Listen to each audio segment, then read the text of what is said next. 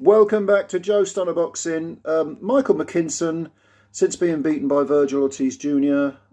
Back in August of last year, he seems to have gained confidence somewhat. I mean, confidence in the sense that he's a lot less conservative and tries to sort of get guys out of there. And in his last two fights, he's done that because earlier this year, in March, he got rid of Sergio Carvalho in 5 rounds. Carvalho, that was over in Rome in Italy. Carvalho came in with a 13-1 record. That was his second fight back. He had a 6-round decision over a guy called Ariaza. And on the Lawrence Okoli, Chris Billam-Smith card, he scored another stoppage. This one in the 7th round. This was against LEBIN Morales of Nicaragua. 32 years old Morales, 19 wins with 9 KOs. And now he slipped to his 7th defeat, 4 by stoppage.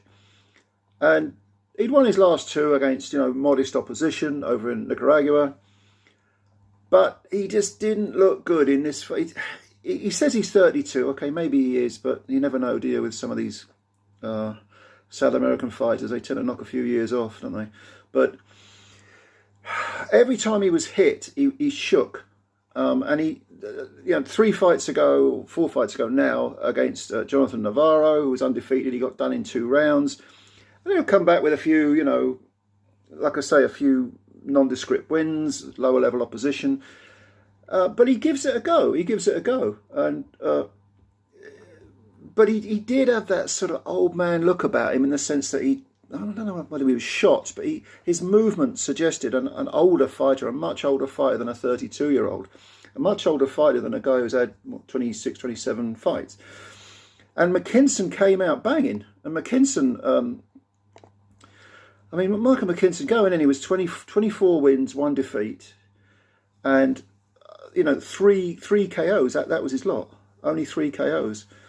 So this is only his 4th KO, but he came out banging, he came out punching.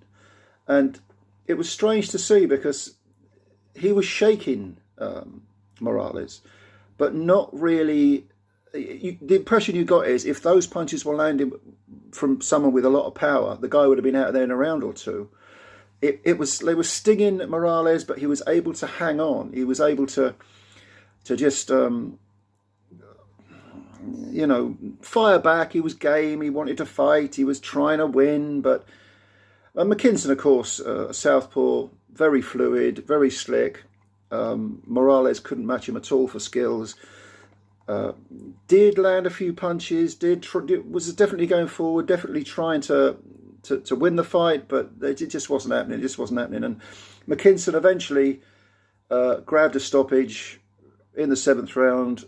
Morales was on his feet. McKINSON was landing everything. Every time he landed, Morales was shaking, was trying to fire back, but the referee in the end said, no more. And he stepped in, and of course Morales complained because he'd come all this way to fight. He hadn't come to roll over. And I can respect that, but at this level of opposition, McKINSON can get away with that sort of cavalier attitude, with going straight after the guy, with looking flashy, but also very, very aggressive. And I think the reason is that he won't have much coming back at him. Because, Morales, 19 wins and 9 KOs, that didn't hint that he had a lot of power. If McKINSON was to go in with a gatekeeper who had power, the last thing he wants to be doing is swapping punches, because he hasn't got any power. He just hasn't got any. Even though he scored his last 2 victories inside the distance, I don't see any evidence of any power. So I think that lack of power, when he moves back up to world level, is really gonna show. It's gonna show, and it's gonna find him wanting.